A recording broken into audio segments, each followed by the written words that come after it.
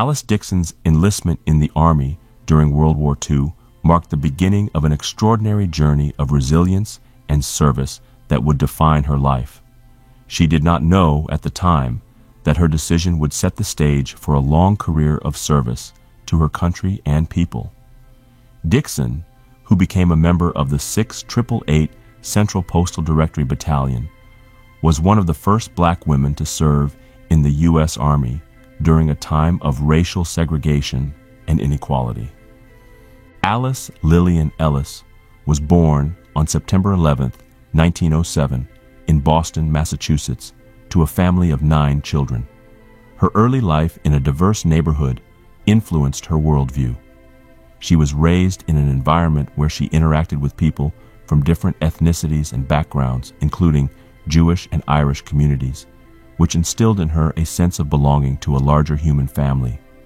Her upbringing shaped her understanding of equality, a principle she would later apply to her career and life. From a young age, Alice exhibited determination and independence, qualities that would serve her throughout her life. At 16, Alice made a seemingly simple but impactful decision to change the spelling of her name. After watching a movie starring the actress Alice Mills, she found the name's spelling aesthetically pleasing. Despite her mother's objections, she stuck with the new spelling, reflecting her independent spirit. This early act of defiance would foreshadow her later actions as a trailblazer in a male-dominated, racially segregated society. As a senior in high school, Alice moved to Washington, D.C. to live with her grandmother. She graduated from Dunbar High School in 1925, a well-respected school that had produced many of the city's prominent African-American intellectuals and leaders.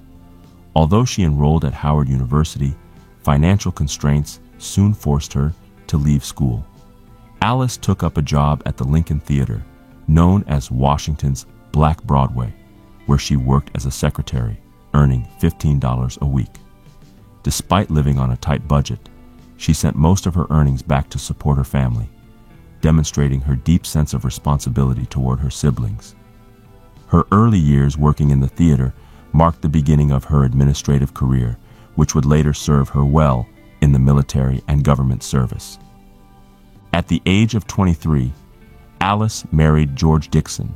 However, the marriage was short-lived. Dixon's commitment to supporting her family by sending money back home created tension in her marriage, and her husband imposed a strict allowance on her.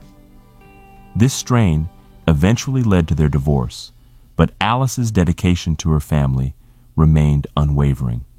She continued to work hard, and in 1943, she joined the Women's Army Corps, an all-female auxiliary branch of the Army created to support military efforts during World War II. At the time of her enlistment, Alice was suffering from a skin condition called vitiligo, which causes depigmentation of the skin.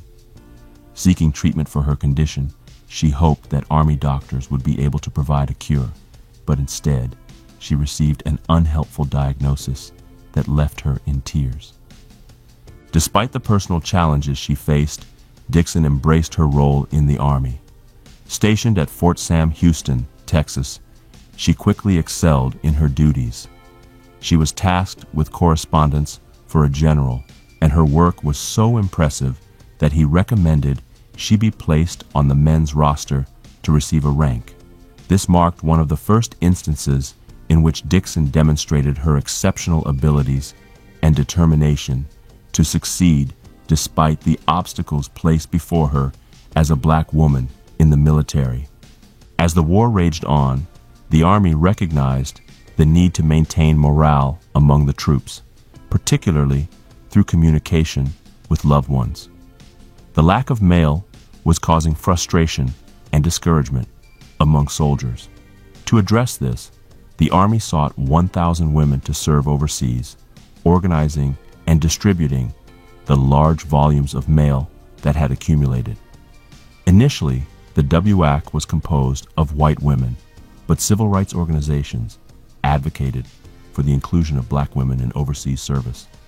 In November 1944, the Army approved the formation of the 6888 Central Postal Directory Battalion, which consisted of 855 women of color, including Alice Dixon. These women were sent to England in 1945, where they began their mission to sort and deliver the mail that had been piling up in warehouses. The scale of the task was daunting. Upon their arrival in Birmingham, England, the women of the 6888 faced a massive backlog of mail that threatened to overwhelm them. However, Dixon and her fellow soldiers were determined to succeed. They were given only 3 months to complete the job, but through hard work and organization, they managed to sort and distribute the mail in just 3 weeks. Their motto, "No mail, no morale," underscored the importance of their mission. The women of the 6888 developed an efficient system to organize the mail, which made it easier for Army postal offices to distribute letters to soldiers. They worked tirelessly, often for 8 hours a day, and became known for their dedication and determination to complete the mission. One of the most challenging aspects of their work was dealing with mail for soldiers who had died in battle. The women of the 6888 had the difficult task of ensuring that letters for fallen soldiers were returned to their families. This was an emotionally taxing part of their job, but Dixon and her fellow soldiers approached it with the utmost care and sensitivity, understanding the profound impact their work had on the families of the deceased. After successfully completing their mission in Birmingham, the 6888 was reassigned to Rouen, France, where they continued to process and deliver mail. By the end of the war, it is believed that the 6888 had processed over 9 billion pieces of mail. During their time in Europe, Dixon had the opportunity to travel to various cities, including Paris, Florence, and Rome, further expanding her horizons. In December 1945, Dixon left the Army and began a new chapter of her life in government service. She took a job at the Pentagon, where she worked in a requisitions position. Dixon proved to be an effective and capable buyer, purchasing everything from office supplies to airplanes. Her work earned her the respect and admiration of her colleagues, many of whom appreciated her quick humor and warm personality. She continued to rise through the ranks, cementing her reputation as a skilled and dedicated professional. Dixon retired from the Pentagon in 1972 at the age of 65, having spent nearly 3 decades in government service. In retirement, Dixon remained active and engaged in her community. She traveled extensively, visiting destinations such as Bermuda, Kenya, and several cities in Europe. Although she enjoyed her travels, she remained deeply connected to the Washington, D.C. community and the people who had become part of her extended family. Throughout her life, Alice Dixon broke barriers and overcame obstacles, becoming a pioneering figure in the history of the U.S. Army and the broader civil rights movement. Her legacy lives on as a testament to the strength and resilience of Black women, whose contributions to the military and society were often overlooked but were no less vital.